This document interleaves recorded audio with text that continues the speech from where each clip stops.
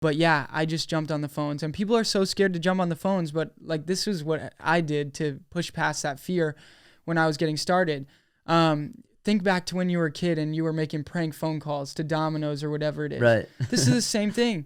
It's Same a shit. prank phone call, except you're taking it serious this time and trying to make money, you know? So that's how I treated it, you know? So what if it doesn't happen? It's going to be funny talking to all these random people. Yeah. Look, pull in the spot. Ooh, watch how I drop. Believe it or not, this isn't all that I got. Yeah. They told me to rock, that's not how I rock. Now I gotta pop Madonna.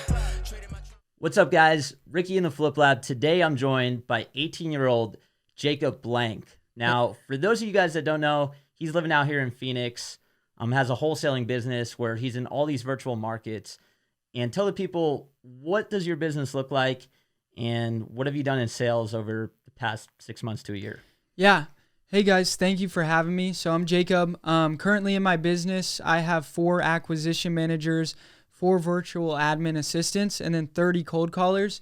And in Q1 of this year, we were able to do $400,000 in revenue. So we're on track to doing almost like $2 million this year, which is super amazing. And I've been able to go from 0 deals to 7 figures in 2 years, which has been awesome. Damn, at 18 years old. Yeah. So, I mean, tell the people, like, that seems crazy probably for most. Like, most people at 18, they're like just graduating high school. They're trying to figure out like how to like buy some booze, you know, like on the corner or whatever. Yeah. And you've built like $1 million real estate business at 18. What's been your secret to success at such a young age? Yeah. So I kind of got forced into getting into real estate, unlike, you know, just going the traditional route through high school, then to college. Real estate, just the opportunity jumped in my face and I had to take it.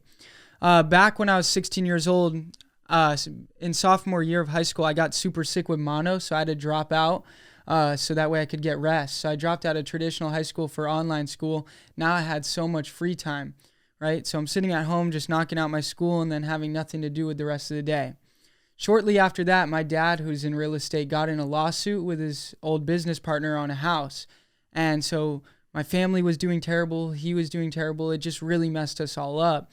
And so I needed to get involved to be the glue between my family and help everyone get better from this situation.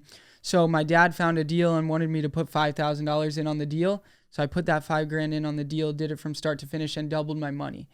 That's kind of how I got forced into getting into real estate. I needed to be with my dad every day. I needed to help my family get out of this financial situation with this lawsuit. And so I jumped into real estate, and then I found out about wholesaling. And I realized we could do a lot more deals than a flip would take us by wholesaling, right? The flip took us like 5 months. I doubled my money in 5 months. You know, that was amazing at 16 years old to be able to make that much money. But I realized we could have done 10 wholesale deals in the amount of time it took us to do this one flip. And that's when I shifted. But what makes me successful at this young age? It's my work ethic. I think I outwork most people. And I think that's how you get to be successful in real estate. It takes brute force in the beginning to make something happen. Now, a lot of people out there, I think they are working pretty hard, but I think a lot of people, they don't work hard in the right avenue, right? They're not in like the right vehicle, something like real estate that they do work hard. You know, it's really going to pay off, or they're working hard, like doing the wrong things. Like, like new people I see, they're working really hard trying to get a deal, but they might be spending all like their whole day driving for dollars, which we could probably both agree it's not like the best use of your whole day if that's all you're doing to find a deal. So like when you were getting started, how did you know what was the right type of work that you should be doing on a daily basis? Did you have any mentors or people teaching you? Obviously your dad, I'm sure, helped a little bit. Yeah, 100%. So when I got into wholesaling and I started chasing after my first deal, the first thing I did was I printed out 1,000 flyers that said, "We buy houses cash, as is condition, we pay all closing costs, call me," right? And I printed out 1,000 of those flyers, and then I organized the list and mapped out the lates and the pre-foreclosures in my area off of the MLS so I could, you know, drive the right route, save the most time passing these flyers out. I'd knock on the doors. If they didn't answer, I'd tape it to their door with like blue painter's tape. But I quickly realized that was not maximizing my time. This was taking forever to drive around town. Right. And I'm driving around with my friends. So, we were messing around and whatnot too. So I was like, I need to switch this up. So then I did a little bit of bandit signs, and that's proactive marketing, not active marketing. Me putting out bandit signs means I'm waiting for them to call me. Why not call them and go after them? So then I switched to cold calling. I got a list and I got a dialer and I started calling 6 hours every day myself. Then I was getting a lot of leads and I didn't have enough time to follow up with the leads and produce new ones, right? So then I decided to hire cold callers. I realized in the beginning on a budget, doing cold calling is going to maximize most of your time, 100%. But also to add on that with, people doing the wrong things, I feel like people are just networking or they're analysis paralysis. They're learning all this different stuff. Oh, this guy says to do this. This guy says to do this. And they're doing like 10 things in a day instead of just going hard on one thing. And it would change everything if they did so. Right. I think especially like people aren't spending enough time actually talking to sellers. Like whether it's cold callers or you, but it sounds like even when you just had a list, like you were actively like, doing the dirty work. 100%. Talking to sellers, probably trying to make deals work. You weren't just, making a quick TikTok video and Instagram post like, right. Hey, send me some deals. And that's it. I'm not saying like I had Templeton Walker on earlier today and he's like the master of networking to get deals that way. But I mean, he has a lot of other ways to get deals, but I think people that are brand new, they don't want to do like the dirty gritty work, like actually knock on the doors, call the sellers, get on the phones. 100%. You see people so often post, I'll give you $1,000 if you know anyone that wants to sell their house. That's great. You should be doing that. That takes 3 seconds. Do it every day. That is amazing. But what people like miss and they get blinded from is the reality of this business is we have to be talking to homeowners every single day, all day long, and comping property all day long. We have to be figuring out and analyzing property, analyzing deals, and talking to homeowners daily, all day long, for months on months, consistently. Otherwise, nothing's going to happen. No deal is just going to come in front of your face. There's just no way. It's not going to show up. You got to be out there, conversating with these motivated sellers to make it happen. Do you think like all marketing, in my opinion, like all marketing works? All these different avenues, right? Bandit signs, mailers, cold calling, ringless voicemails, PPC, SEO. Like I think everything works, but you have to get good at every avenue in order for it to work. Yeah. You got to pick whatever avenue you're going to pick and get good at it and do it consistently. To get good at it, you're going to do it consistently. And then it will work. Some marketing channels are harder in different markets. Some are harder to get into. Some cost more money, but they all work. It's just a matter of when is time going to catch up and that deal is going to hit. Right. But for me, cold calling always makes sense to get your first deal and to start. It's rudimentary. It goes back to the basics, calling people. How is it not going to work? So that's why people know that I'm in love with cold calling. Yeah, dude, if I could like go back, like I left my corporate job at 26, you're 18. Yeah. Like wish I could go back and be where you're at. But I always tell people like if you're not going to get right into real estate, get like a cold calling sales job and get good at just talking. It don't even matter what you're selling over the phone, but just get good at talking to people and get good at being able to get someone on the phone, carry a conversation, try to get them to do something that you want. I think that skill is so valuable. 100%. I think forget real estate, forget all of it. Just being able to talk to people and conversate, just like this podcast, whatever it is, right, is a life skill that plays into any part of life, any job, anything. Being able to talk well and know what you're saying and be prepared will make you succeed in wherever you are. Yeah, and I know like I had sales experience. I was cold calling for 4 years before I jumped in, so I felt like I had a kind of an edge on some people just getting into it with no sales experience.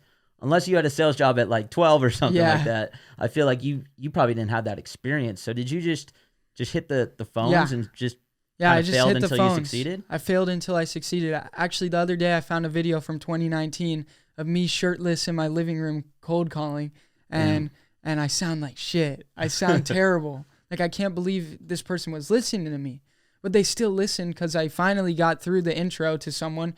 They stuck on the phone and they didn't care that I was umming. I just was confident, so they listened. Right. But, from there till now, it's a whole different world with how I speak. But yeah, I just jumped on the phones. And people are so scared to jump on the phones, but like this is what I did to push past that fear when I was getting started. Think back to when you were a kid and you were making prank phone calls to Domino's or whatever it is. Right. This is the same thing. It's Same a prank phone call, except you're taking it serious this time and trying to make money. you know? So that's how I treated it, you know? So what if it doesn't happen? It's going to be funny talking to all these random people. Your next and, no is you're Yeah. getting closer to your next yes. Is and what you I got would to always count tell. the no's. Right. You got to count them, because that means you're going to get to a yes eventually. Took you 100 no's to get to this yes. You'll count next time and it'll say 94. So look, you got 6 no's better this time. So that's huge too. And I'm sure it took you a lot of no's before you got that first yes. 100%. It took me 8 months to get my first deal. About 4 months in, I got a property under contract, but then found out about a bunch of foundation issues, and that completely killed the numbers and the deal canceled. But I didn't get discouraged. Maybe for that afternoon, I went and chilled out, like took a break. Yeah. But then the next day, back on the phone, picked it back up. And I think that's what a lot of people don't see sometimes. Like, they'll probably see you now. I saw you were just at like the All-In event. Yeah. And probably people coming up to you, man, you're killing it. Yeah. But they probably didn't realize, like, you were just on a call a couple of years ago, like you said, sounding like shit, not knowing 100%. what the hell to say to sellers. And I think they meet you and they think like you're the person you are today. You were that person 2 years ago. 100%. And I think everyone's got to go through that learning curve and not get discouraged if they're not that good when they're first starting out. I think a lot of people think like that we have some edge or something, but we're just human too. And this takes so much hard work. People don't realize it's not that easy. A lot of people make it look easy online, but it's really not. And actually today I'm speaking at the event in June in Dallas, and I was making a slideshow for it. And I was going through like our camera uploads on Dropbox of my cell phone and my dad's. And I was finding all the pictures from when I was, from 2019 till now. And literally the journey is just unreal. If people think I was me back then, I'm laying on the floor, putting zip ties through bandit signs and whatnot. This stuff is not easy. So Right. So that was back then. I mean, today I know you said you've done 400 in wholesale so far. Yeah, this year. We're at about like 550 right now, but 550, Q1 we're 400. in May of 2021. Yeah. So what does your operation look like right now for you to be doing, pacing for over $1 million this year? Yeah. So our operation, we're going heavy on cold calling. We got between 26 to 30 cold callers at all times, depending on who's hired or fired. I have those 4. I think we have 5 now. We keep just hiring more assistants that are virtual, that do, help us sell the deals, Facebook, and then help me handle all my social media stuff that I do. So we have all that, and then we have 4 acquisition managers in the office. We're in 5 markets or 6 markets now. We just went into Pennsylvania today, but we're in Florida, Georgia, California, Texas, Arizona, and Pennsylvania. So that's really what has happened. We've kind of expanded to other markets, got more virtual, and stopped going to appointments ever, and just signing everything over the phone.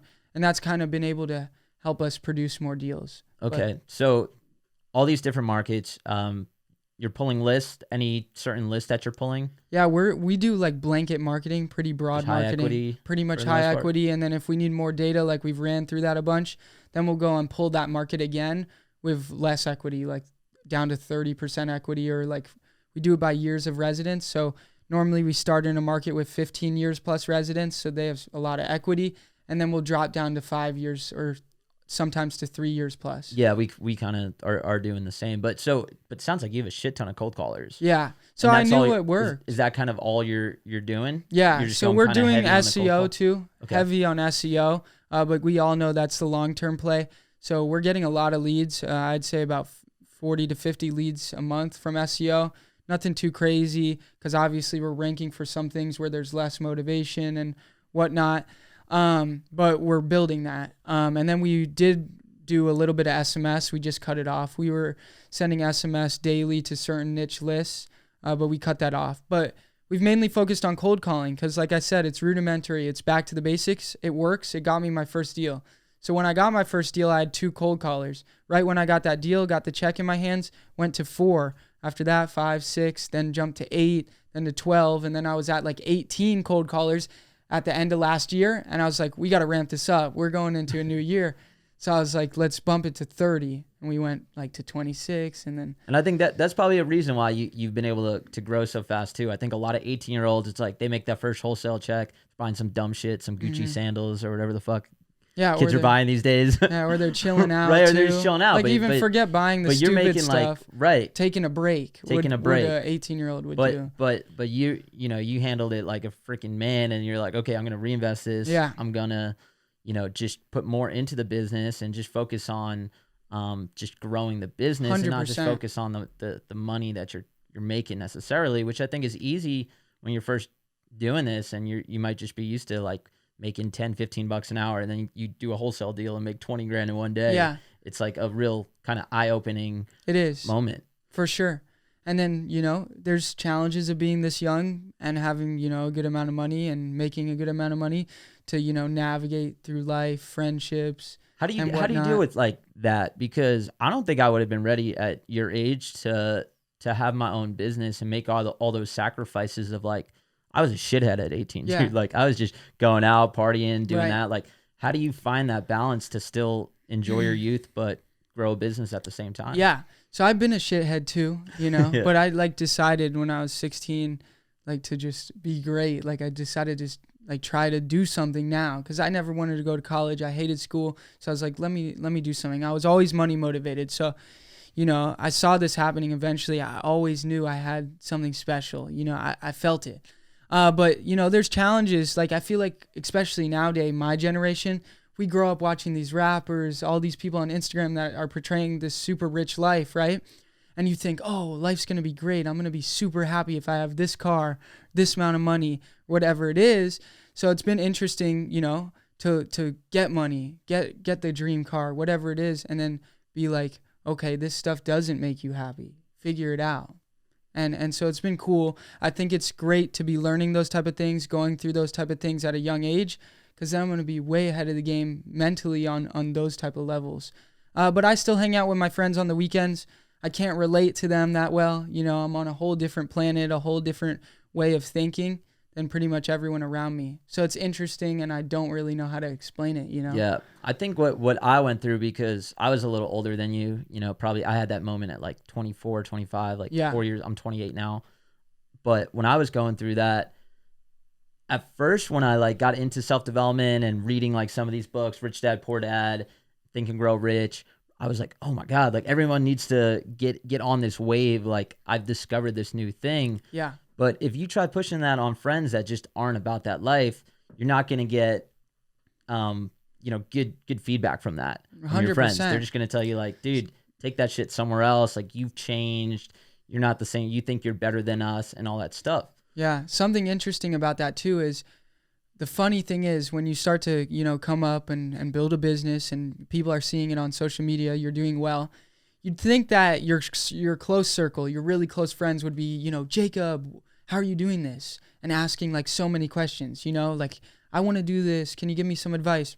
No, it's like the acquaintances that you have a connection with, but like you don't ever see, but you've met, you know, you've talked before. Right. They're the ones asking when you'd think your circle would be asking, but no, it's weird. And I wish they would. I'd love to help my close friends out, but I'm not going to go out of my way, obviously, to teach them this and motivate them or whatever it is if they're not asking, right? Just like you said, how are they going to take it? Yeah. And I think it's tough too. Like, I think I was fortunate I'm blessed with like a bunch of childhood friends. Yeah. But they're in New Jersey where I grew up for Yeah. the most part. I don't see them that often. So when we get together, it's just like, dude, we're just enjoying each other's time, right? Yeah. We're not hanging out every weekend. Right. Just talking about a lot of it is just catching up on life when we see each other. So I think that helps me keep those relationships just where they were, because I'm not having to talk about life every day with them. Right. If I was, and dude, all my friends out here, it's just business ideas, like all this stuff. Probably me and you would just be like, dude, that's all I talk about too, right? Yeah. So that's why I associate with a lot of friends like you these days. But I think for me, it helped that I was able to kind of separate that, because like I love my homies back home, but they don't give a shit really what I'm up to with all these cameras, YouTube, like they're not gonna watch this shit. I can say whatever the hell I want about them. I know they're not gonna watch it because not because they don't love me, but it's like they're not on that same wavelength. And it's interesting, right? It's very interesting. But I don't think that makes us any better than them. It's just you have to. But if you are on that wavelength, latch on to guys like us or someone. Yeah. And everyone has their own way of going down life. So, you know. So besides And something funny, one more thing about that too, is like, you know how you're saying your friends here, it's business strategy, talk. It's like I'm too young to do that, you know, too, to just hang out with those type of people every weekend too. Right. So it's like I'm just in this weird space. Yeah, it's good though, man. When people see a young guy like you know, doing what you're doing, I think like you're just gonna accelerate so much faster than other people. You know, your exponential growth starting at 18 is just like you're 10 years from where I am, and I feel like when I talk to people, like I'm like, damn, I'm young, I got the head start.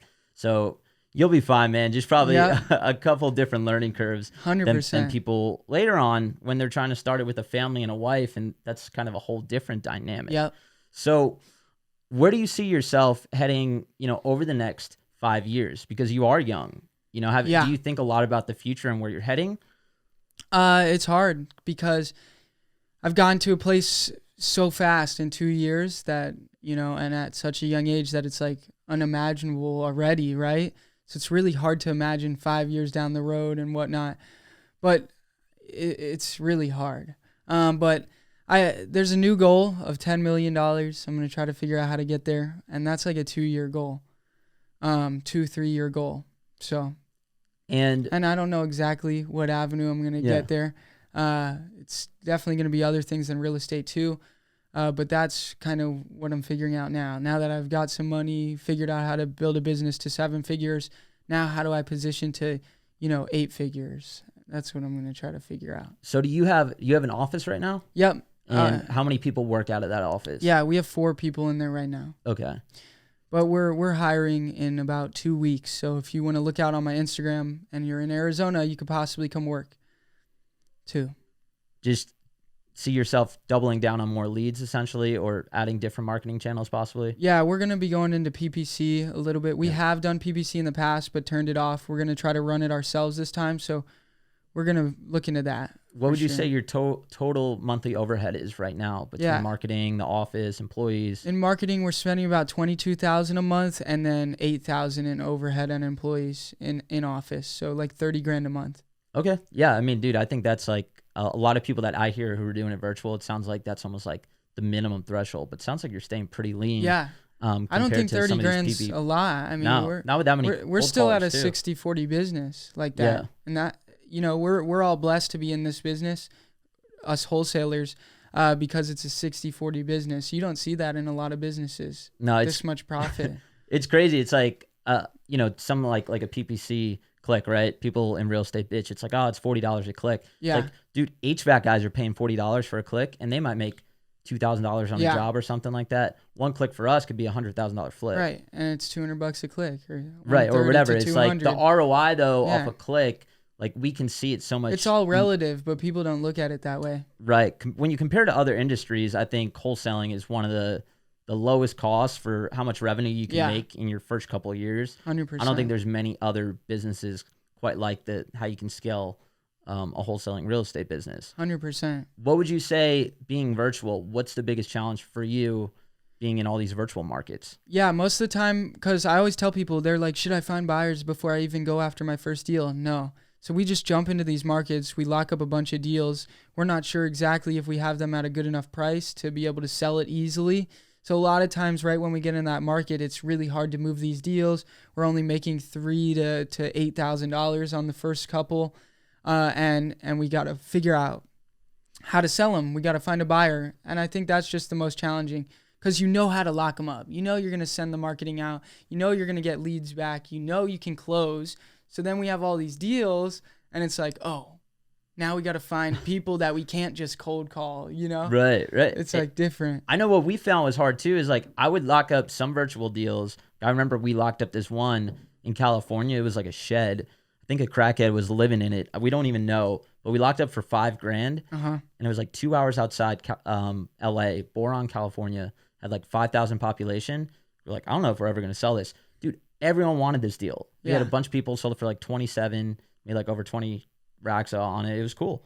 But then we've had other deals like in like Cleveland or something, or Little Rock, Arkansas, where we were like, oh, this is a good deal. Then we went to sell it, and everyone went to the properties like, no, we don't want it. And we're like, what? Like, so I thought dispo was extremely challenging, just knowing what's a deal, what's not a deal. And like some markets, there's certain zip codes where no one will buy. Yeah. And like if you're in Florida and it's made out of wood, no one wants it because of termites. In New Jersey, we have like, you know, do you ever ask about underground oil tanks? Mm-mm. So in New Jersey, like before the 60s, they would put oil tanks underground. Yeah. They'd bury them because they thought that was like a good spot for them.